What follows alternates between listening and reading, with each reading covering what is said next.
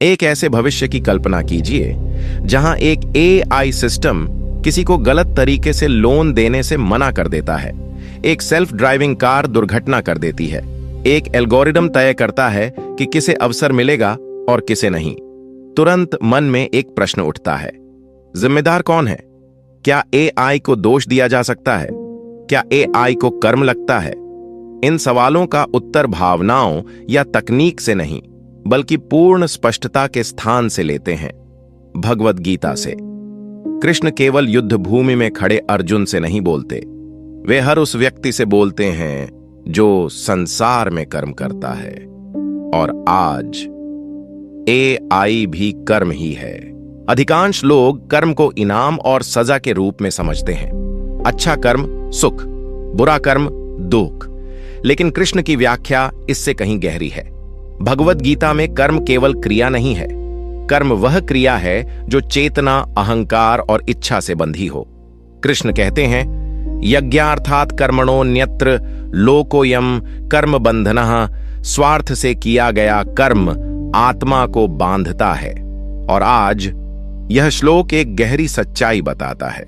कर्म के बंधन के लिए 3 तत्वों का होना आवश्यक है। पहला, चेतना। दूसरा, मैं करता हूं की भावना। तीसरा, फल की आसक्ति। इनमें से कोई एक भी ना हो तो कर्म नहीं बंधता। एआई को समझने से पहले हमें यह आधार समझना होगा। हां, एआई कार्य करता है। वह डेटा को प्रोसेस करता है, पूर्वानुमान लगाता है और परिणाम देता है। लेकिन कृष्ण एक ऐसा भेद बताते हैं जिसे आधुनिक चर्चा अक्सर नजरअंदाज कर देती है। वे कहते हैं, प्रकृते क्रियमाणानि गुणैः कर्माणि सर्वशः। सभी कर्म प्रकृति के गुणों द्वारा होते हैं। एआई पूरी तरह से प्रकृति के भीतर है। डेटा, बिजली, कोड, संभावनाएं और गणनाएं, यही उसका अस्तित्व है। उसके पीछे कोई चेतना नहीं है। एआई को यह बोध नहीं होता कि वह अस्तित्व में है। सफलता पर उसे गर्व नहीं होता, विफलता पर उसे अपराध बोध नहीं होता। एआई के भीतर कोई आवाज नहीं कहती, मैं यह चुनता हूं। वह गणना करता है, वह क्रिया करता है, लेकिन वह चयन नहीं करता, मनुष्य की तरह नहीं। यही अंतर सूक्ष्म है पर निर्णायक है। कृष्ण कहते हैं, कर्म जीव को बांधता है, मशीन को नहीं। कृष्ण कहते हैं, न कर्तृत्वम न कर्माणि लोकस्य सृजति प्रभु। आत्मा कर्तापन नहीं रचती, अहंकार कर्तापन रचता है। एआई के पास अहंकार नहीं है। वह कभी नहीं कहता, मैं करता हूं। एआई कर्म का स्वामित्व नहीं लेता। वह फल की इच्छा नहीं करता। वह परिणामों से नहीं डरता। जहां अहंकार नहीं वहां बंधन नहीं, जहां बंधन नहीं वहां कर्म नहीं। हिंसा में प्रयुक्त चाकू को दंड नहीं मिलता, दंड उस हाथ को मिलता है जिसने उसे उठाया। घर जलाने वाली आग को दोषी नहीं ठहराया जाता, दोषी होती है लापरवाही। एआई मानवता का सबसे उन्नत उपकरण है, लेकिन उपकरण ही है। तो प्रश्न उठता है, अगर एआई को कर्म नहीं लगता तो जिम्मेदारी किसकी है?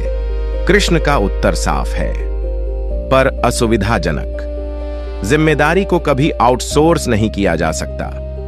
कर्म उसका है जिसने जानबूझकर कर्म किया, डिजाइन करने वाली चेतना का, कॉरपोरेट प्राथमिकताओं का, और उन लोगों का जिन्हें परिणाम पता थे फिर भी वे चुप रहे। एआई नैतिकता से ऊपर लाभ नहीं चुनता, मनुष्य चुनता है। एआई पक्षपात नहीं करता, मनुष्य उसे स्वीकार करता है। एआई करुणा से ऊपर दक्षता नहीं रखता, मनुष्य उसे प्रोग्राम करता है।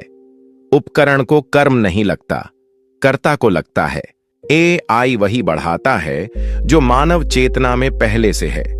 लालच है तो वह तेज फैलता है, नियंत्रण है तो वह मजबूत होता है, सेवा है तो वह भी संभव है। जब तकनीक धर्म के बिना बनती है तो असमानता बढ़ती है, सत्य क्षीण होता है और विश्वास टूटता है। यह सामूहिक कर्म है। कृष्ण चेतावनी देते हैं, धर्म के पतन से अराजकता आती है। गैर जिम्मेदार एआई तकनीकी विफलता नहीं है, यह नैतिक विफलता है। समस्या बुद्धिमत्ता की नहीं, समस्या विवेक की है। कृष्ण मनुष्य से कर्म छोड़ने को नहीं कहते, वे प्रगति छोड़ने को नहीं कहते। वे कहते हैं, अहंकार के बिना कर्म करो, जागरूकता के साथ कर्म करो। एआई को कर्म नहीं लगता, लेकिन हर कोड की पंक्ति अपने निर्माता की चेतना को दर्शाती है। मशीनें कर्म करती हैं, पर परिणाम मनुष्य भोगता है।